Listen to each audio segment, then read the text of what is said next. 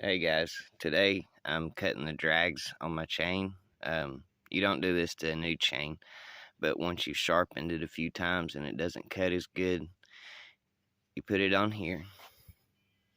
You use this to set your depth, and that way you just cut about an eighth, maybe an eighth, if it's not an eighth, a 16th of an inch, right off the top of this right here. This is your tooth, this is your drag, and this is the way I do it.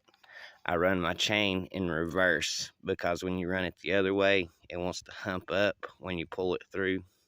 So I run it in reverse, and I do it like this.